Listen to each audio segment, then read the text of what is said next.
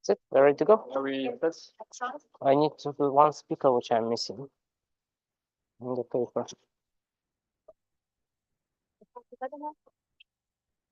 Start the webinar, yes, please.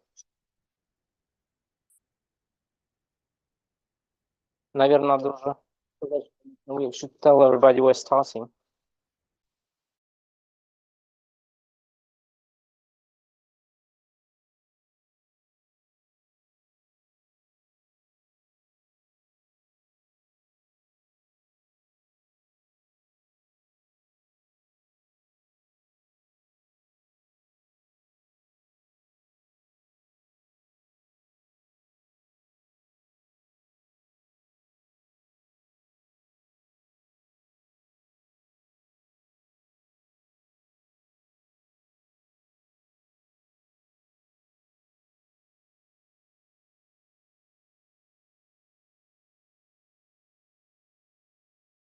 So I will turn this, if you don't mind, I'll just put it a bit higher. So here we are. You're good? I'm good. Yes.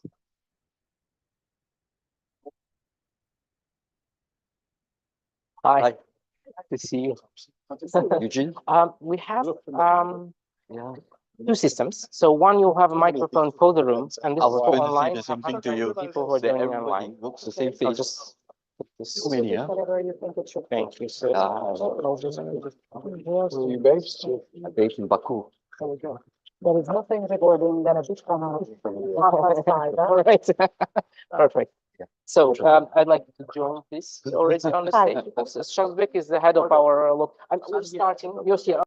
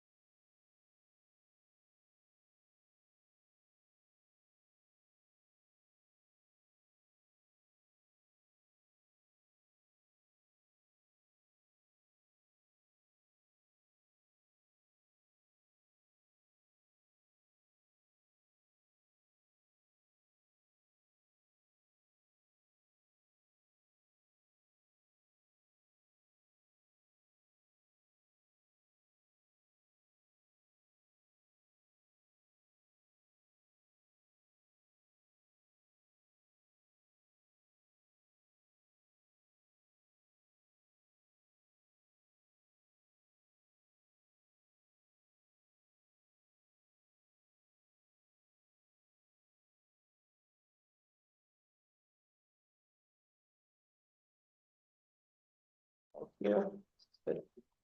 So that you confirm that the online part is working. Yeah. Okay.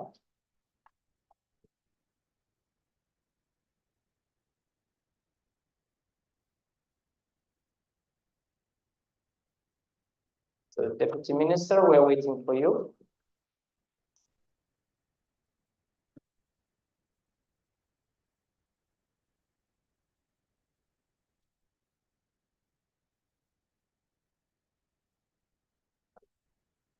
Здравствуйте.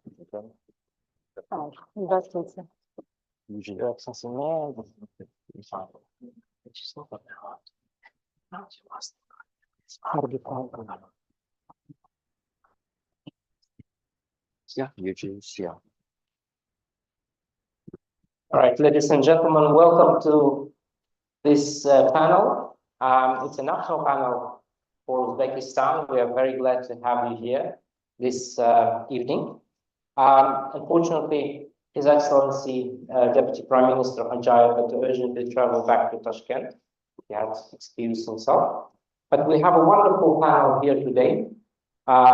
which consists of Deputy Minister, first Deputy Minister of Transport of Uzbekistan, Mr. Omarov. We have, of course, here Zuzana Argetai, Managing Director of Central Asia EBRD, William Thompson, Head of Eurasia Division at the Organization of Economic Cooperation and Development, and Eugene Sia, who is the Chief Operating Officer of Port of Baku. And it's an important discussion, considering that we are here on the regional events, and it's wonderful to have our esteemed colleagues here to talk about Uzbekistan. So what I will do, I will let everyone have 5 minutes introduction from your side and your perspective to start this session, Deputy Minister. Okay. Note. Yeah, как вам удобно. Лучше.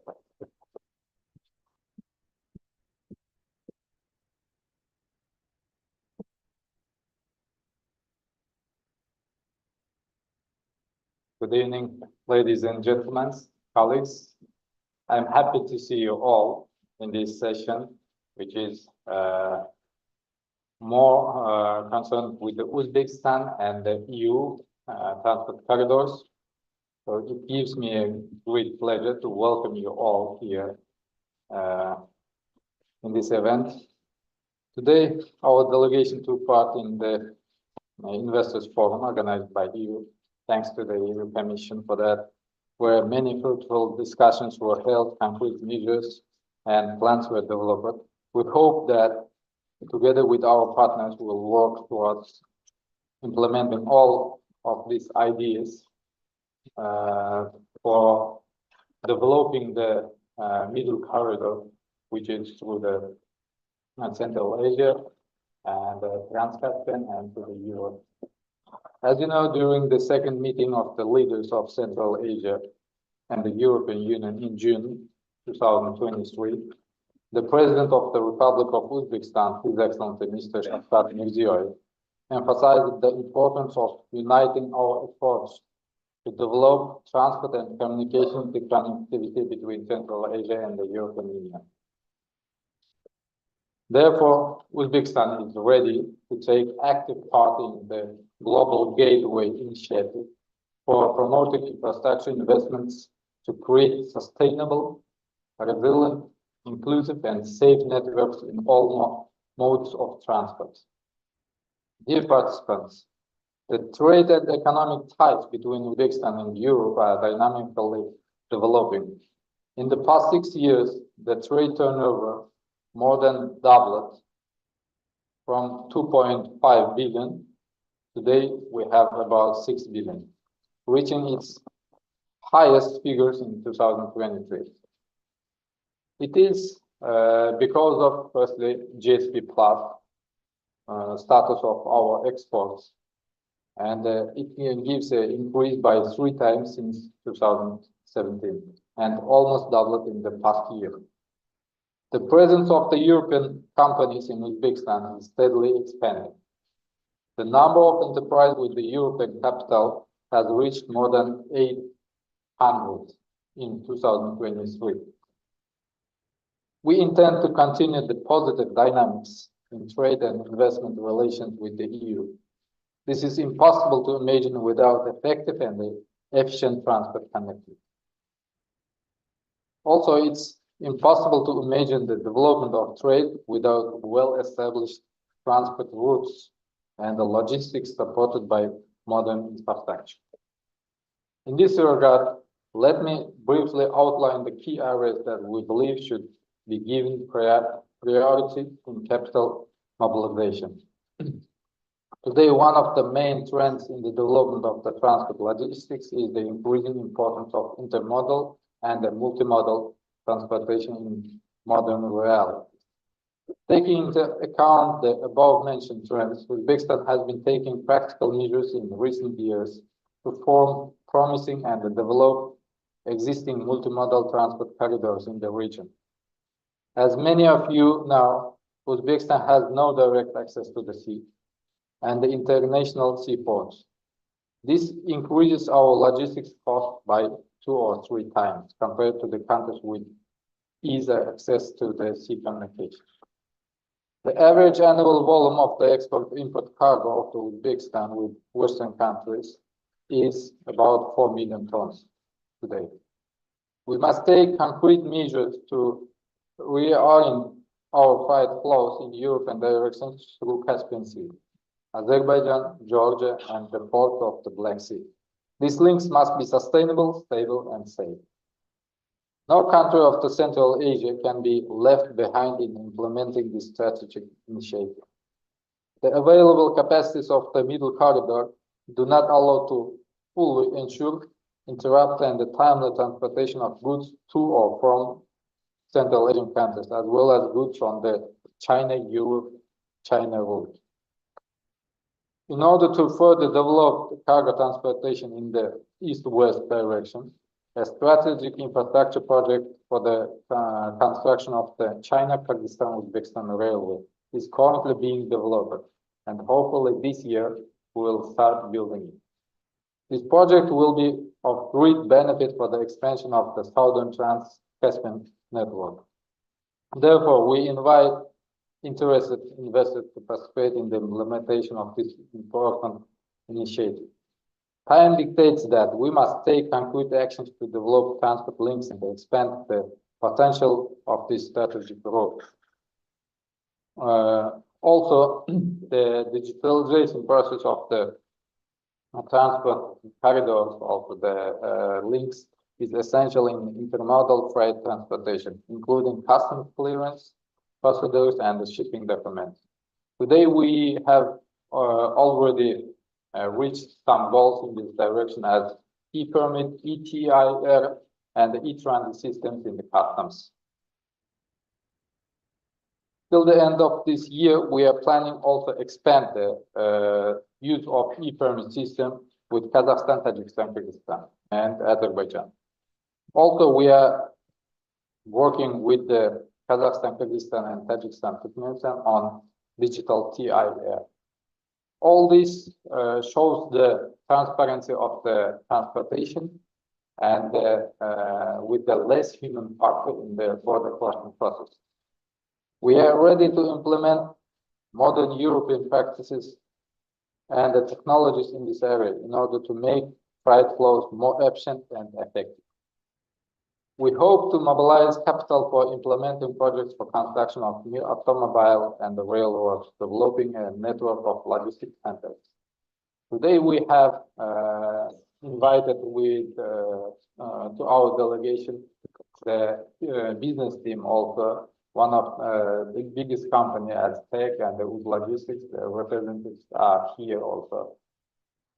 So the cooperation should be not only the government with government, and we think that the cooperation should be also business with business and business with government also. Cooperation in this field of transport between the European region and the Central Asia, in particular with the Republic of Uzbekistan, has always been characterized by dynamism and positive growth. At the same time, joint cooperation is rooted on the following issues. The first, allocation of the loans to Central Asian countries for the construction of infrastructure in the ports of Alat, it is in Caspian Sea, Koti, it is in the Black Sea, and as well as the construction of the ships for transportation through the Caspian Sea. The second consideration of the subsidizing the transport of goods from Central Asia through the middle corridor. I think the European countries or European Commission will take some measures on this, because today we know that because of the some limits on the infrastructure and the route not allows to be competitive with the other routes. So it should be taken some efforts by the Minister. I will you to maybe we'll discuss some of the points. Okay. And the other is the we have to today Uzbekistan's business are very interested. Also, business and also the government companies are very interested in the inviting the investors, also taking the loans on the railway projects, which are inside Uzbekistan, as renewing the locomotive parts of the Uzbekistan Demiryolu, so Uzbekistan Railways company. This also we have business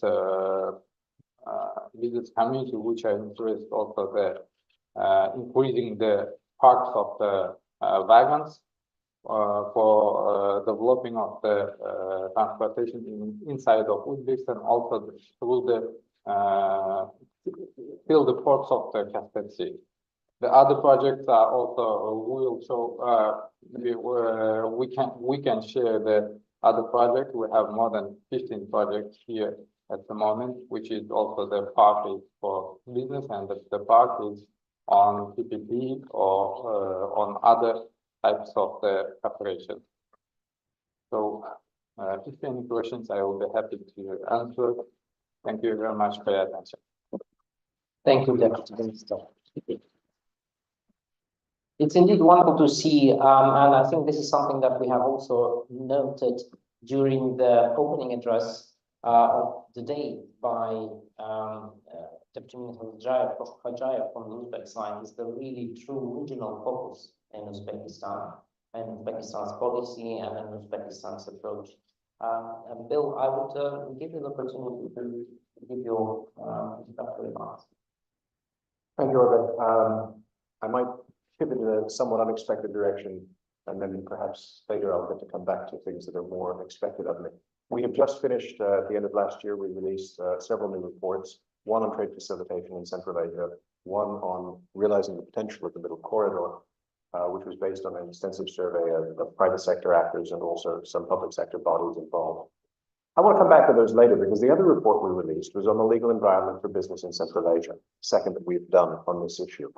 And I want to pivot to that because if we're talking not just about connectivity per se, but if we're talking about, as the theme of the session says, the strategic role of Uzbekistan in Central Asia, that will depend first and foremost not on new rail links or new road links or even better trade facilitation measures, as important as those are, and I have a lot to say about it. It will depend above all on continued reform to ensure that the economic model in Uzbekistan is moving in the direction of dynamic private sector-led development, better institutions, and those institutional reforms that one thinks of as domestic are directly linked to the kind of trade and transport reforms we need to see for the connectivity agenda and the trade agenda to develop.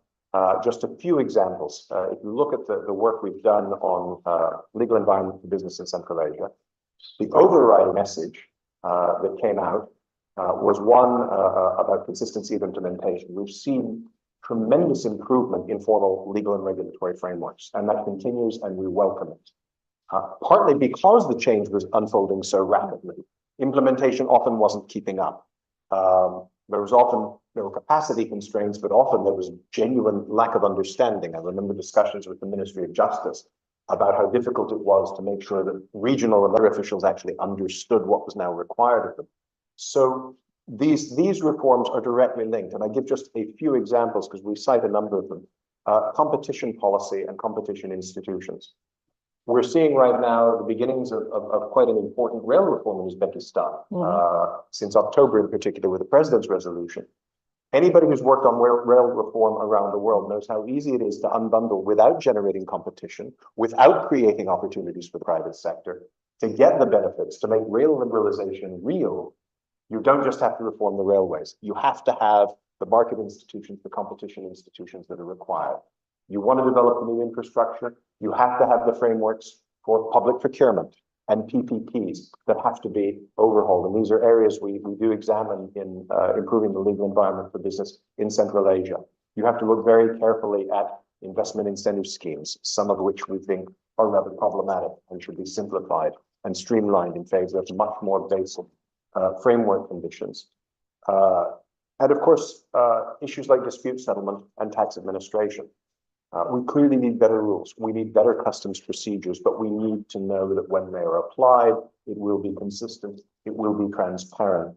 So I begin well under 5 minutes, I'm happy to say, with a pitch to say we must never think about the trade and transport connectivity in the agenda as something separate from the broader reform agenda.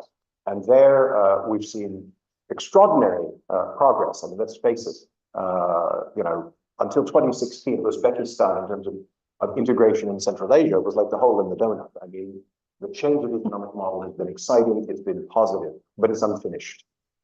So I just want to put that there. First order of business is really to carry on with the kind of structural reforms that are needed to make Uzbekistan an economy and a state that can properly benefit from the opportunities that improved connectivity brings. Thank you.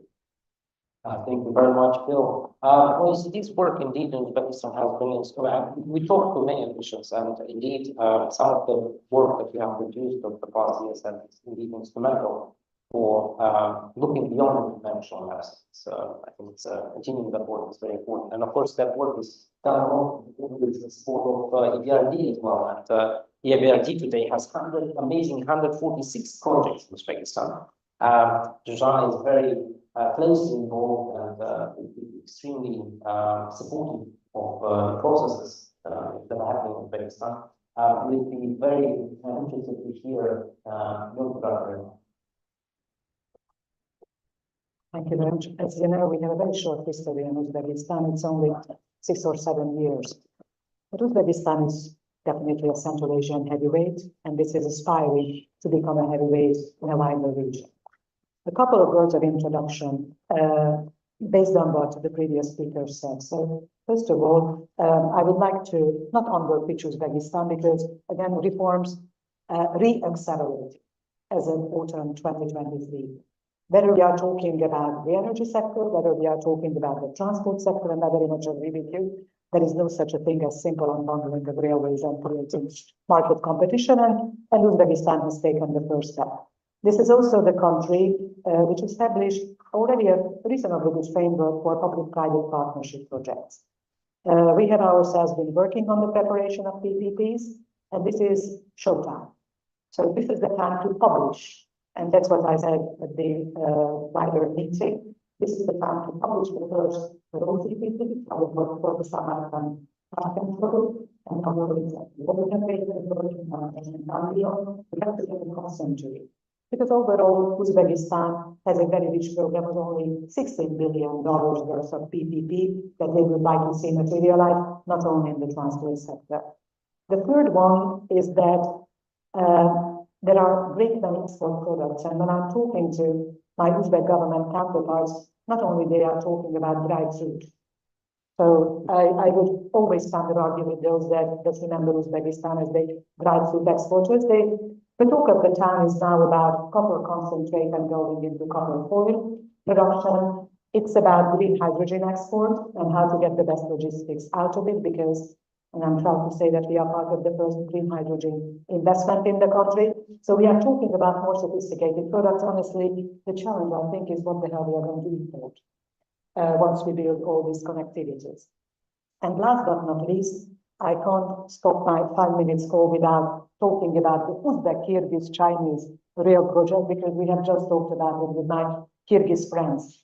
My only issue is, let us see how this feasibility works, because you saw it in our study. It's part. It absolutely makes sense geographically, economically. Who's going to finance it? Who's going to take the loan? I'm happy to finance it, but show me who is going to take the risk. Because that is also very much connected to what you would know, the Fargana region.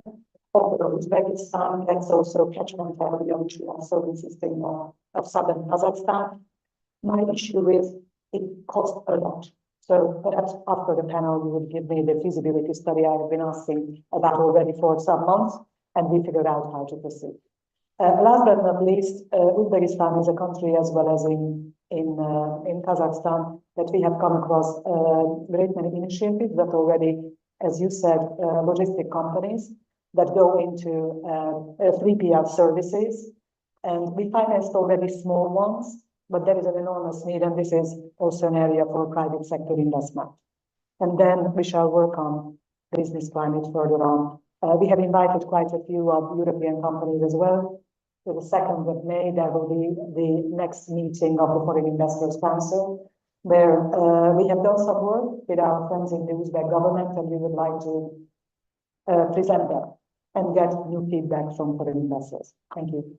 And that's indeed this is one of the things that I have want to very clearly pick up on and reiterate is that it's very nice to hear from EBRD something like reforms re-accelerated in Uzbekistan in 2023. Because one thing is to hear it from the government representative, it's another thing to hear it from a director at EBRD, because indeed Uzbekistan puts a lot of emphasis on infrastructure development, and EBRD has been absolutely instrumental in supporting Uzbekistan in that regard. And today we have here the Chief Operating Officer of the Port of Baku, which is absolutely critical infrastructure on the middle corridor. And Eugene, thank you very much for joining us here. It's a great pleasure to have you here. We started this discussion to get to hear I don't have quite an enormous trip around the world to be here today. From Singapore to back here, but what's your perspective in terms of? Also, I wanted to see the cooperation of Uzbekistan and Azerbaijan is on a level that we have never seen before in the history, and you are a representative of an infrastructure project which is instrumental for this entire middle corridor. What would you be saying to us as your introductory remarks? I think we have to first understand Port Baku's role in the strategic development of the middle corridor. The question is, what are we doing here? What is this transport connectivity for? If you look back in time, around 2007, 2008, European investment started in China, in Germany, in Shenyang. German automobile companies, Volkswagen. There was a market demand for logistics services to supply vital components to the assembly plants there in time. They found that there was a way to do it, and they did it quickly. Over time, the confidence rose. And come to about 2017, 2018, during that time, Foxtron, HP, Asia, all invested in Chongqing. And that created the floodgates for the Northern Corridor. From 3 trains a week to 3 trains daily to amounting to 700,000 TEUs. Well, the question to be answered is, the transport corridor serves the need of global supply value chains. And that need satisfied European companies. So coming back, and in Duisburg, it is a global gateway. So in similar position for Port Baku, our position is to be a global gateway for Central Asian economies. Not only for Uzbekistan, of course, we work closely with Uzbekistan. We have discussions with them to open up sugar terminal in our phase 1 development. Considering the throughput projections of EBRD and other agencies, we have gone on not a so much optimistic approach. We took some conservative position, and we're going to expand by 2040 up to 500,000 TEUs capacity. But we do it in stages. There will be other phases as well. And we have we aim to be ourselves to be, in terms of intermodality, functionally to put aside areas for intermodal facilities for European companies to invest, to make sure that the supply chains are working before they resupply the region with the goods manufactured in Central Asia. So we have space reserved for intermodal yard. We work with EUROUZ Logistics to come up with some concept plan.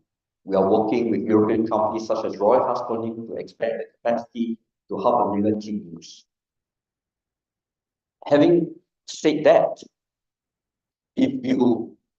is there optimism for Central Asia? I think there is, because if you look at the middle corridor as a system, we are one end of it. We try to capture the cargo, but we try to capture cargo from the central trade corridor region, which is the composition of 4 of the 5 most populous cities in Central Asia: Almaty, Bishkek, Shymkent, Tashkent. And all these between itself are well connected. And they can be better connected to better BCPs, border crossing protocols, to digital connectivity. And why we're doing this is, of course, to facilitate the trade flows to Port Baku to the markets. And between Uzbekistan itself, there's also a central catchment area, which is Tashkent itself, Navoy Economic Region, and Adijah. This itself needs some work to improve the connectivity between these 3 regions, to take advantage of the various production centers, to add on and to connect to the global supply chains. And Port of Baku is positioning itself for the economic growth of Central Asia.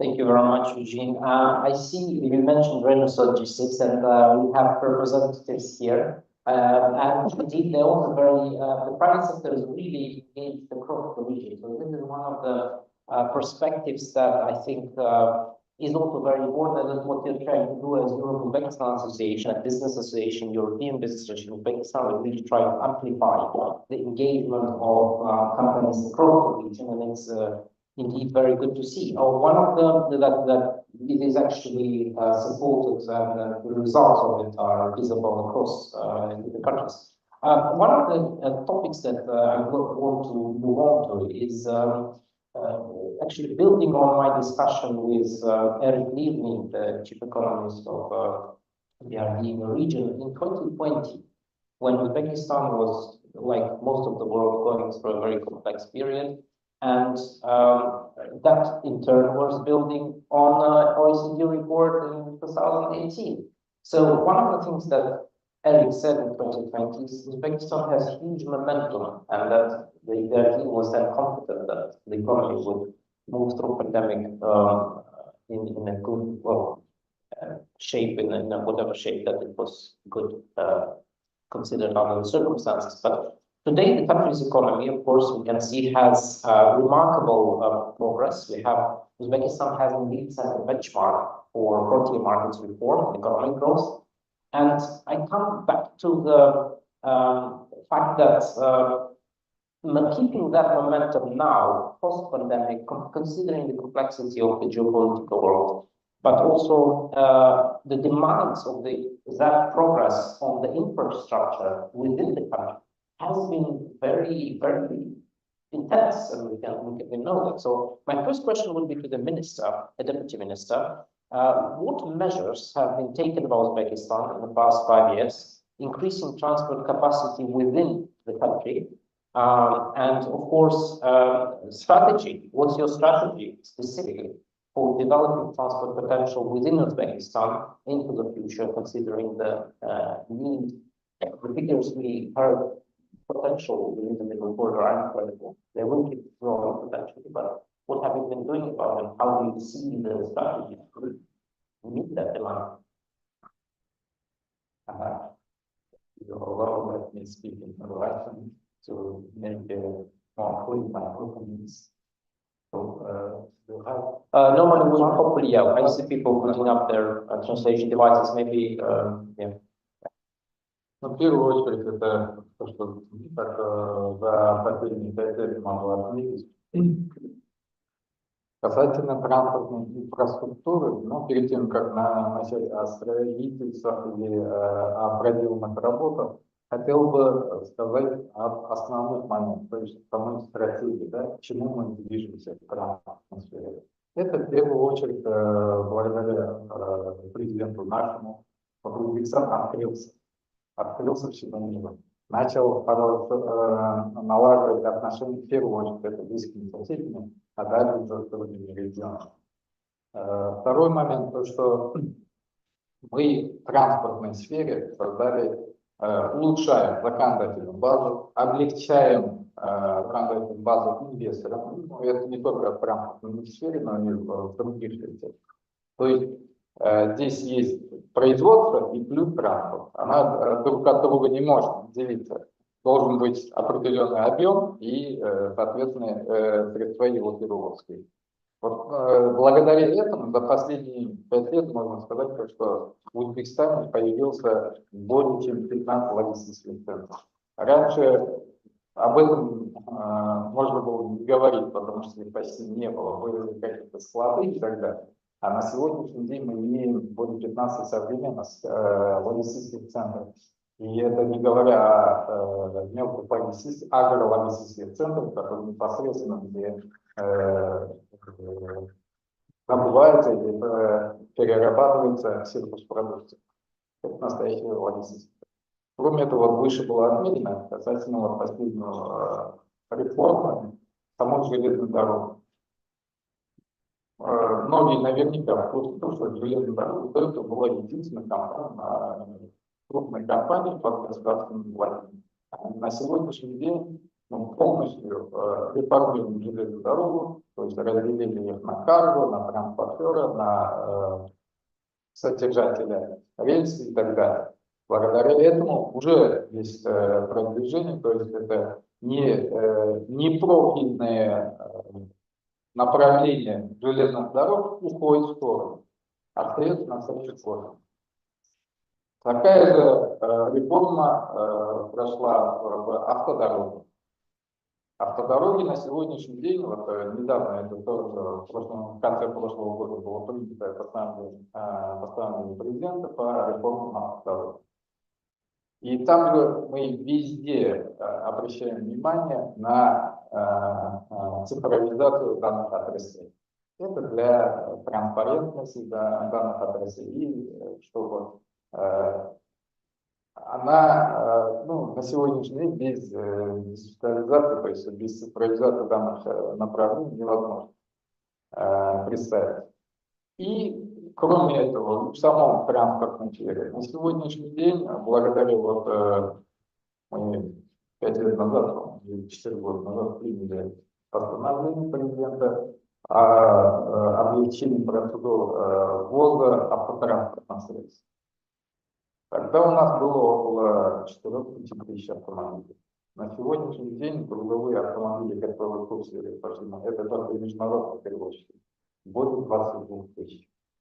То есть имеем солидную базу для транспортеров, потому что мы, как до этого сказали, в ландлок, мы должны использовать более наземные. А железную дорогу, вы все понимаете, мы, доходя до таких маршрутов, там останавливается. Или же, доходя до крупных, то тоже останавливается. Поэтому в основном использовался верхний маршрут, то есть северный маршрут. А на сегодняшний день как раз таки актуально. То, что мы делали, это пришло время, когда Транскаспийский коридор оживляется. Всего там сверху северным 4 маршрута было. А сегодня вот этот средний, это средний коридор не терминология, а в общем, если на карту посмотреть, как я говорю, потому что средний коридор иногда терминологии подразумевается коридор ТНТ. Я имею в виду именно Транскаспийский коридор. Вот все, что вот эти законодательные базы создали, она сейчас начинает вставать плавно. И плюс к этому, до этого я в своей выступлении отметил, именно цифровизация. То есть один из первых продвиженцев именно цифровизации в транспорте, это e-пермит, который мы в Турции сделали, e-тир, который мы с ближайшими соседями, digital и так далее. Это все нам нужно для того, чтобы показать, насколько открыто мы работаем и не скрываем никаких рисков. А также это дополнительно это уменьшает человеческий фактор. Мы все знаем, что это и задерживает на пунктах пропуска, это приводит к дополнительным расходам не только в финансовом плане, но и временным расходам. Все это мы делаем для того, чтобы ускорить процесс перехода в госпитализацию. Thank you very much, Deputy Minister. Bill, I wanted to correct myself. I mentioned 2018, and it actually was 2019 indeed. Enhancing connectivity and pride in Central Asia. That was the title of one of the amazing reports, most amazing reports I've read in a long time on the subject. And the question will be, and that report indeed presented an enormous requirement in new infrastructure within the region. But also, what I want to ask you is, how has Uzbekistan managed and addressed these connectivity challenges over the last 5 years? And what are the primary regional opportunities today with the new situation that Uzbekistan could potentially capitalize on in the current world? Thank you, Oleg. I'll start with perhaps what we've seen done since 2019, which is really quite a lot, and I won't hit nearly all of it. But one thing I do want to mention is that one of our early recommendations already in 2018, and with the preliminary discussions of this work in Tashkent, was that the country needed a Ministry of Transport to begin adopting a more multimodal, comprehensive approach. We weren't the only people saying that, so I don't think it's really right for me to tell the Deputy Minister he owes me his job. But it was a very important step, and we were thrilled when that happened. And before I get into what else has improved and what remains to be done, I do want to say I really liked two things about the last intervention. The first was the emphasis on not just the big international kind of magistrale and marshruti, but the regional connections to this. As we argued very strongly in 2019, and again in our report on the Middle Corridor, this isn't just about a few really fast, streamlined freight routes. This is about connecting up regions and cities across Uzbekistan and Central Asia. And so it's really important that that not be neglected. The second thing I really liked was the discussion of the link between production and transport. And I mentioned that because in a couple of particularly memorable instances, and I won't name the countries, one of them is here, one of them is not.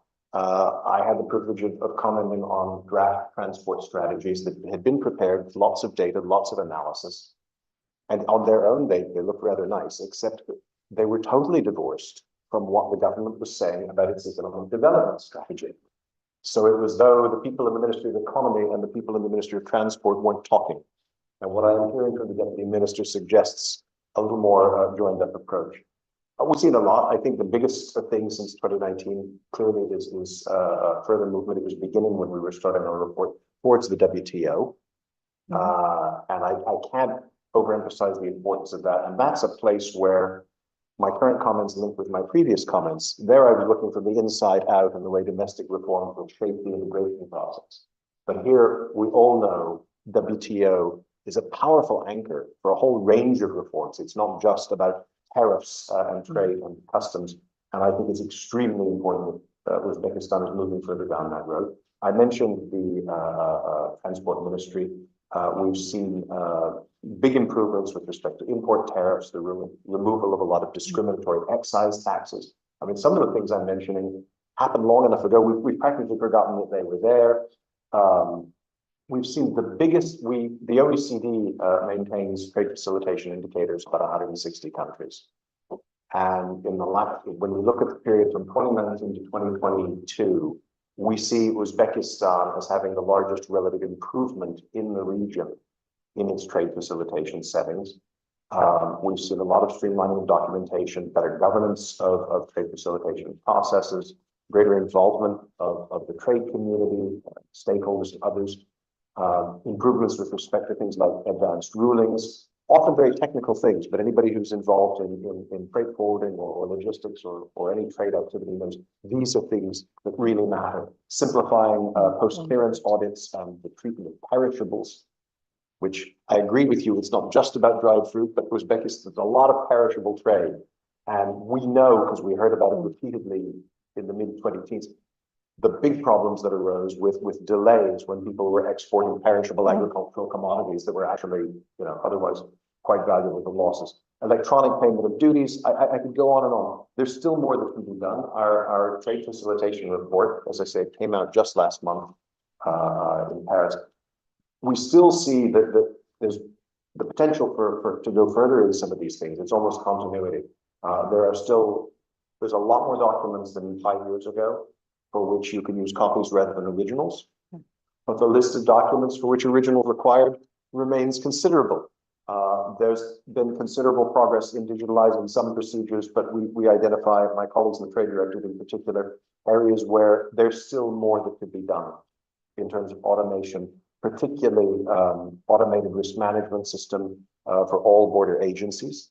There's been a move towards automated risk management, but it's still incomplete. The railway reform is just getting underway, and I have to say that was among our core recommendations 5 years ago. And that honestly was one that a few months ago I'd have thought I might come to a forum like this and fuss about not having done it. So I'm extremely excited that, as it were, that train is leaving the station. I will stop there because the list is long, and what I'd rather do is encourage you, have a look. In particular, it's simple title, so it's easy to remember. It's called Enhanced Trade Facilitation in Central Asia. It covers all the countries. There's a kind of regional overview. There's a methodological discussion, and then there's very short chapters on each of the countries with pretty crisp identification of where there's been progress and where there could be more. And certainly, it's an area where I think much more can happen at relatively low cost. And this is the other thing I'll close with about trade facilitation and these sorts of reforms. They can be faster and far cheaper than big physical investments. And the payoffs are comparable. When we did the work that we published in 2019, we actually, with the ITF and the use of their global freight model, we did a decomposition of the connectivity gap between the Central Asian economies and the kind of best connected economies in the world. The US and Germany were the benchmarks, and Germany was particularly relevant. And physical distance, which you can't really do anything about. I don't think Uzbekistan is moving anytime soon. Physical distance, the one thing you can't address, only accounted for about a third of the connectivity gap. Another third really had to do with rules and processes and procedures, things you can address quite cheaply. And then there were issues which are going to require more substantial investment. And that's probably why you need to hear from somebody with deeper pockets than I have, but the EBRD and others. Thank you. Thank you very much, Bill. Indeed, Uzbekistan has covered an enormous ground over the last 6 or 7 years. We started in 2016 when the president came to the current president became president in a situation with a very difficult situation. Uzbekistan has been quite isolated. The fact that today we can hear from you something like the largest improvement in the region, I think it's close to the government as well, that the ground covered indeed is important, but also the fact that they are partners like EBRD. EBRD has been one of the most instrumental partners which have been there indeed. This relationship from the start, and I saw ours, I don't know if you're still here, but you've been there just with a small team, and today it's 146 again projects with investments of $4.5 billion. That's an incredible path, I think, as Zsuzsanna very outlined in a short period of time. But my question would be maybe to cover a little bit more about EBRD's involvement. How is Uzbekistan aiding? How is EBRD aiding Uzbekistan in its effort to strengthen its role in the connectivity, both within the country and also within the middle corridor missions? I owe you a confession after illustrating our glorious last 6 years. We have hardly been involved in the transport sector. So in fact, because we were very busy swimming in water, as you can imagine. So we started our involvement roughly 2 years ago, and that at the same time while we are promoting reform, so we are looking for investments, and this is the famous co-organised regional road project. So we have a relatively short history, and the World Bank ADB have been there longer. Now, what is it that EBRD can do? And the World Bank has led also the flabbergastingly great start of reform of the railway sector. So where we are as EBRD, essentially there are 3 areas. I'm looking for non-sovereign transactions. It sounds very, very dry, but with the airports, they have reformed to understand that they don't require Minister Kuchkarov's sovereign guarantee, so we can gingerly provide financing to those airports without it. And this is something, I know you can't do the same for railways that in Italy, but this is something that you would expect from a well-run state-owned enterprise. And they themselves have set up joint ventures. We have been there shaping I mentioned it already, if I repeat myself, the PPP law, because we believe in mobilizing private sector investment for infrastructural development. Not in every aspect, not everywhere. We carved out for us a role in the road sector, and we are preparing some projects in social infrastructure. And we want to be there, yes, with Chinese walls, is it appropriate to say that, installed both on the advisory and the financial side. But what makes a difference is that we are preparing bankable projects that are there for the long term and create value for money for this time. The third area, what we would like to explore is how we can get into the digitalization aspects of the various transport projects. We have started a discussion recently with Mr. Railways about digitalization in this sector, how far we can go. We are looking at how to use, I'm sorry to use this term because most of you would be saying drones apply in war situation, but how to apply drones for road maintenance purposes and the rolling out of drone-led maintenance estimates and planning of road maintenance, also contracting it out to the private sector. So we have a very special angle for it. And then last but not least, I've got a pair of green eyes. So as I said, we are working with Uzbekistan on electric vehicle strategy and infrastructure strategy. Once we are on the road, we have to make sure that soon after electric vehicles can be running on it. And again, we are looking at electrification, further electrification of railway lines. And I don't know how much of you, I see a lot of familiar faces in Uzbekistan, but again, if you come there, you will see that you already have TGV lines in the country that would need also further expansion. There is much talk about the Tashkent-Samarkand second line because the traffic is such. It's not a small project either. Yeah. So again, and this is the country which I don't think that Uzbekistan is usually shy, but it is leading the green energy revolution in Central Asia. So if their aim is to have 25 gigawatt installed capacity by 2030, I'm more than positive that it will be surpassed. So basically what we are talking about is the introduction of electric vehicles and full electrification of the railway lines, and EBRD will be part of it. Thank you. Thank you very much. Moving to Eugene, one of the things that I wanted to ask you about is, of course, Baku, Port of Baku is clearly has a vital role in the Middle East, connecting Central Asia and Europe, as you have outlined in your introductory remarks. But recently, we have seen ports transition towards more complex initiatives and partnerships with Uzbekistan as well, rather than just conventional transit role. And I'd like to try to urge you to maybe share a little bit more in what specific ways in which Port of Baku is developing its cooperation strategy with Uzbekistan. You've mentioned already that there may be an operation of a terminal and things like that. So would you be able to share a bit more with us on how the strategy of cooperation with Uzbekistan is developed? I think the strategy that Port Baku has is diversification strategy or Azerbaijan. We are looking at regional trade centers. Uzbekistan, as I mentioned before, between Uzbekistan, there's already a Russian trade center.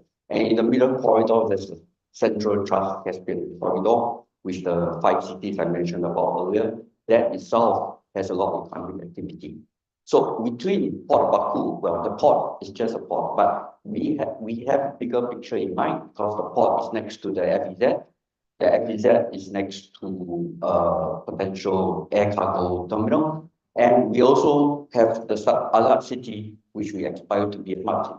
So this whole thing itself is a regional trade development, which aspires to be a global gateway for cargoes along the global supply chain to feed into the Port Baku where we also want to attract European investments in the FTZ, in our intermodal facility plan that we're going to have north of the port, and between these areas, create economic activities to be sustainable.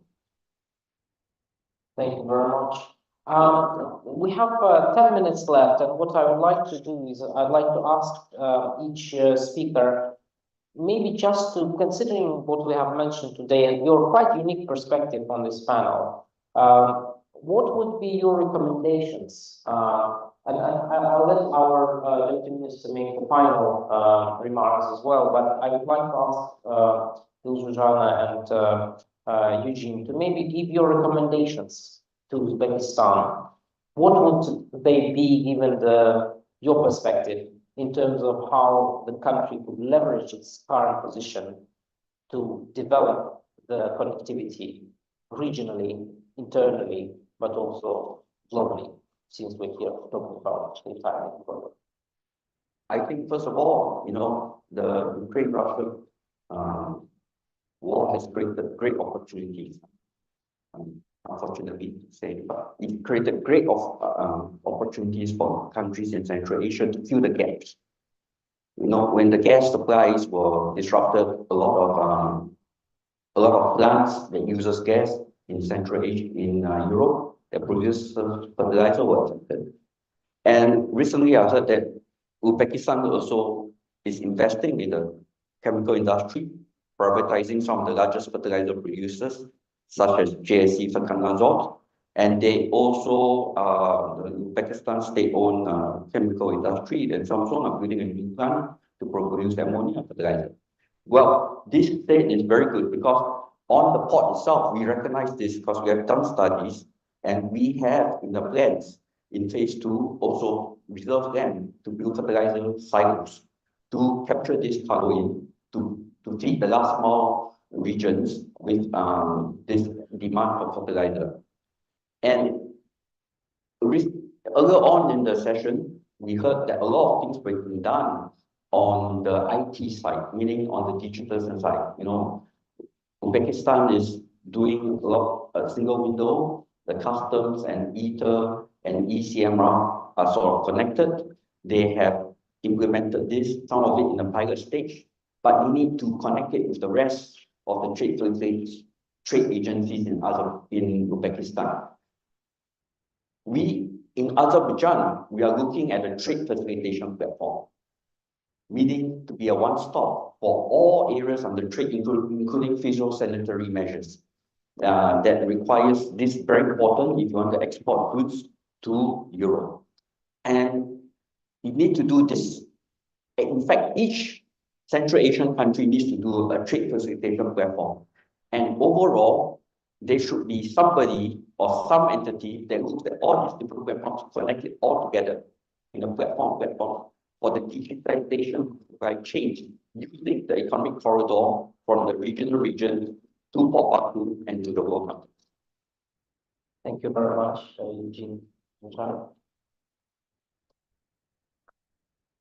Work is being done. I will just leave 2 pieces of advice. One, consider joining, perhaps in a couple of months, the Kazakh-Georgian logistics operator, because this could be the beginning of a good kind of real corridor building the foundation.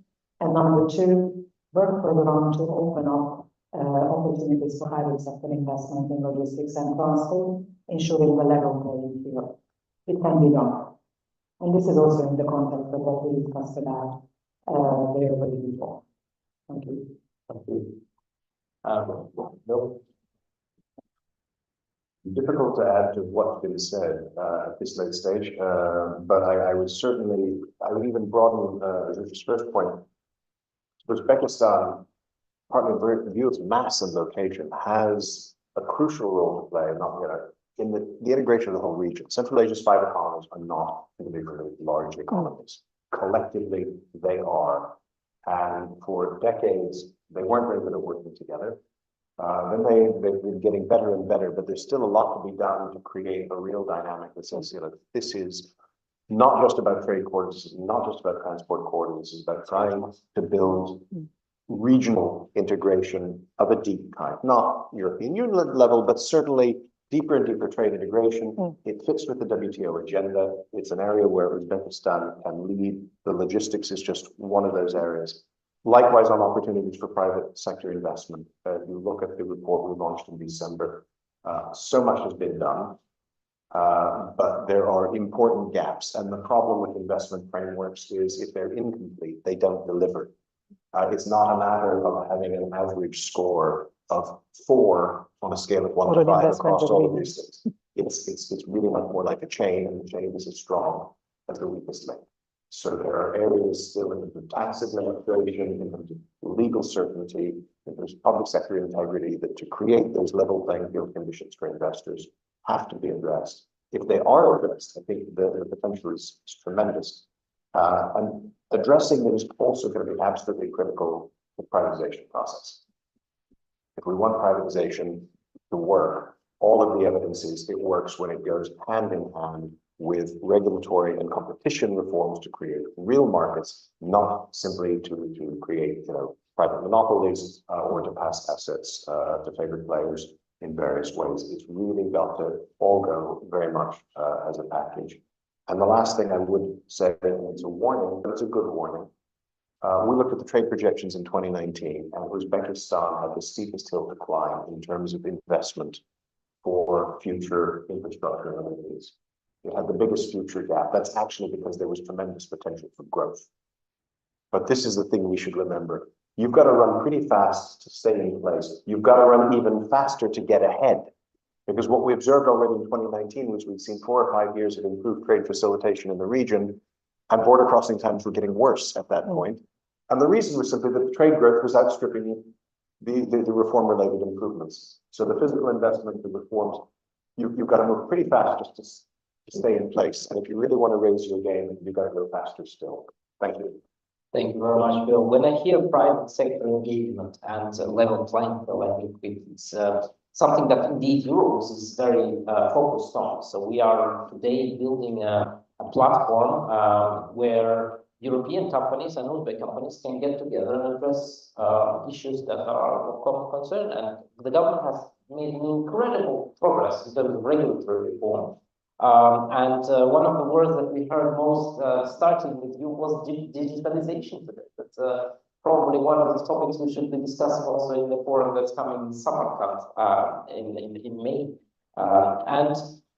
Deputy Minister, I'd like to give you the floor to wrap up. Considering all the recommendations you've heard, considering the discussion today, I'd like to ask you, what do you think would be the focus of your most of your focus this year and the coming years? And of course, you have a big strategy. You have a lot of support in the stakeholders in Uzbekistan, in OECD, in EBRD, in Port of Baku. It's incredible to see that the fact that Uzbekistan is so focused on the region, and that has been the policy of the president from the day one in office to develop the relationships beyond the borders in order to build the capacity also within it. What would be your focus within your ministry, given the current global situation and current knowledge that you have from Central? Спасибо коллегам за рекомендации, за откровенность. Сейчас, если прямо отвечать в 2 словах, фокус будет в диверсификации и развитии всегда альтернативных маршрутов. Транспортный сектор никогда не должен, никакие другие секторы, не должны ограничиваться одними или 2 поставщиками или путями. У нас всегда будут приоритеты, всегда есть маршруты, а также обязательно альтернативные. Узбекистан – это одна из самых больших стран Центральной Азии с населением почти 37 миллионов и с ежегодным прибавлением на 1 миллион. То есть это 3% от населения ежегодно прибавляется. Поэтому у нас есть потребители, у нас есть брокерский и перевозчик, у нас есть производители. Так что всегда буду рад встретить инвесторов, тех, кто, коллег, которые хочет работать, ну, я не буду ограничивать транспортным сектором, во всех секторах. То есть Узбекистан вот до этого был отмечен, благодарю коллег за такую подробную информацию, которую очень хорошо владеет, для инвестиций и для совместной работы.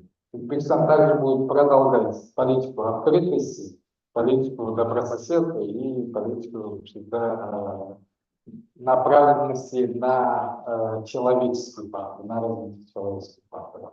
Я думаю, и в дальнейшем также будет, и мы будем такие до этого были отмечены вот от ИБРД и от других коллег, то, что мы хотим вот это направление работы и так далее. Мы нельзя открыть. Узбекистан был касательно приватизационных процессов тоже, вот реформы в дорожных, автотранспортных и других секторах.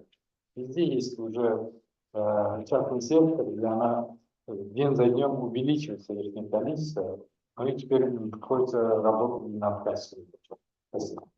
Thank you very much, Deputy Minister. Indeed, and wrapping up, of course, I want to just highlight saying that indeed Uzbekistan, based on our speaker's opinion, had the steepest hill to climb. And indeed, in terms of the progress that we have seen over the last 5 years, it's the most incredible progress in the region.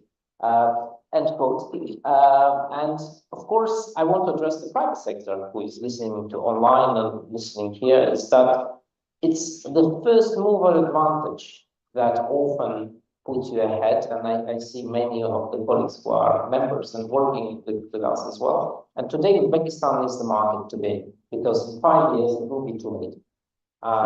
Somebody else would have taken the position, and I think the fact that EBRD has taken such an incredibly active position in engagement with Uzbekistan early on has shown that the success is out there. You just have to look at the market, engage with it, and we've heard that, and I can say from our experience, of course, you always have a partner in the government, no matter which external partner you represent, as long as you have the best of intentions. Thank you very much, everyone, for joining this panel, and our panelists for taking the time to share their opinions.